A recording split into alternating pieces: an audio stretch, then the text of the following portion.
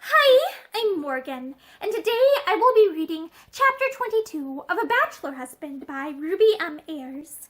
Chapter 22. I'm old and very tired, though to strangers I am young. Life was just a sporting gamble, but for me the game is done. It was worth it, and I'm scoffing now the reckoning has come. That's the worst of too much loving, hurts like Hades when it's done. Feathers' relief was so great that at first he could not speak, and she went on, tremulously. I've been here ever so long, walking up and down the road. She cast a timid glance behind her. I saw you. She went on, almost whispering, but I was afraid. I thought so many dreadful things. He could see how she was trembling, and he took her hand into a warm clasp. Oh, I'm so glad to be with you, she said passionately. He drew her into the parlor, closing the door. Though the evening was warm, a fire burned in the old-fashioned open grate, its flames throwing fantastic shadows on walls and low ceiling. Feathers put Marie into a chair and stood beside her. "There's nothing to be afraid of," he said gently. "You are quite safe with me." But he looked away from her as he spoke, and the devil of desire rose again in his heart, turning his blood to fire and forcing his pulse to racing speed. In that moment he fought the hardest battle of his life as he stood there, her soft fingers clinging to his, in the intimacy of the firelit room, and with the silent country lying all around them outside. He was an ugly man, with a hulking, grotesque body, but there was something of the angel in his eyes when presently he looked down at the girl's bowed head. "Marie, will you answer me one question?" She nodded. Her lips were trembling too much to speak. "Are you sure? Can you tell me truthfully, with all your heart and soul, that you wish to come away with me tonight, that you know it is for your complete happiness, that you have not one single fear or regret?" She nodded again, not looking at him. "When you left me, last night," he insisted gently, "were you still quite happy? Perfectly happy?" Silence now. Then suddenly she looked up. "Were you?" she whispered. "No." He never knew how he forced the word to his lips. The old longing was rending his heart, the old tempting whispers torturing him. Marie hid her face in her shaking hands. Feathers sat down beside her. He put an arm around her shrinking figure, as a big brother might have done, and his voice when he spoke was infinitely gentle. "Last night was a dream," he said. "Let us forget it. I alone am to blame. No, let me go on. As you would have spoken, no matter how much I might love you. There are other things that count even more in the sum total of happiness, things I should be powerless to give you, and so we must forget last night and go back. But you know that, Marie, without my telling you." She looked up at him then, and suddenly she broke out wildly. "It isn't that I don't love you, that I didn't mean it when I said I loved you. Oh, don't think that! Don't think that!" Feathers rose abruptly. He walked away from her, and his face was white, as Marie went on hopelessly. "I can't explain myself. I don't understand myself. I only know that I've never been so happy in all my life as I was last night when you kissed me. I shall always remember it, always. It's too late to hope that I shall ever be happy with Chris, even if I wanted to. But he is my husband, and so..." She half turned, flinging despairing arms towards him. "Oh, help me! Please help me!" she said, sobbing.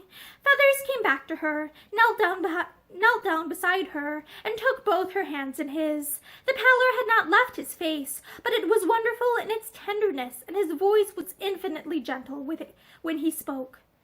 "Chris came to my rooms last night after you had gone." She looked up with terrified eyes. "Chris?" "Yes." Feathers drew a hard breath. "Marie, you know that he loves you, too." "Loves me?" She laughed harshly. "When he married me for my money, when he left me alone all those weeks, if it hadn't been for you..." She pushed his arm away and rose to her feet. "Oh, I don't want to talk about him. I never wished to see him any more." Feathers stood up so that his big figure was between her and the door. "He is coming here this evening to take you home," he said. For an instant she stared at him with an ashen face. Then she gave a little stifled scream. No, I can't. I never want to see him again. Let me go. Oh, let me go. I thought you loved me, and now this is what you have done." chair again, keeping her hands firmly in his. He told her as briefly as possible of his conversation last night with Chris. "It was never the truth that he married you for your money," he said. He said it over and over again, trying to drive it home to her. She looked so dazed and white, almost like a sleepwalker who had been roughly aroused. "I alone am to blame," he insisted quietly. "But for me, Chris would have found out from the first that he loved you. Oh, Marie, try and understand. Dear, try and understand." She looked up at him with vague eyes and nodded vacantly. She was trying to understand. She wanted to understand, but her brain refused to work. She kept telling herself that she was going back home, that Chris was coming to take her home, that she was not going away with feathers after all, that it had just been a sweet, impossible dream. But it all sounded like so much foolishness. How could Chris possibly love her? How could he possibly wish to take her home after all that had happened? He would hate and despise her when he knew. She felt so cold. Her hands were like ice, and yet her head was burning hot. Feathers went on talking to her, and she tried to listen, tried to keep her thoughts concentrated, but they would wander away. Then, presently, after a long while it seemed, he lifted her to her feet, and she heard him say that Chris could not be coming now. That Chris could not be coming now after all, that it was too late, that it was past 9 o'clock. She laughed because he seemed so distressed. "I knew he wouldn't come," she said, but it did not seem to matter. She let him help her into the car, the same car in which she had ridden with him happily so many times before. She wished she could feel that happiness now, but her heart felt all dead and cold. "I knew Chris wouldn't come," she said again stupidly. "Not that it matters at all," she added with an empty little laugh. Nothing mattered. This second bid for happiness had failed as the first had done, and she wished she could die. "Where are you taking me?" she asked, as he folded the rug round her, and he answered, "Home." He looked up and down the road with haggard eyes, his ears strained for the sound of a car that might be bringing Chris. He could not understand why he had not come. He had counted on him with such passionate certainty that it never occurred to him for a moment that his note could have miscarried. His mind was racked with torturing doubts, and all the time Marie's words were hammering against his brain, adding to his torture. It isn't that I don't love you, that I didn't mean it when I said I loved you." Was that the truth? And if so, was he doing the right thing by sending her back to her husband? Until tonight he had only tried to cheat himself with the belief that she loved him, but now everything seemed changed, distorted.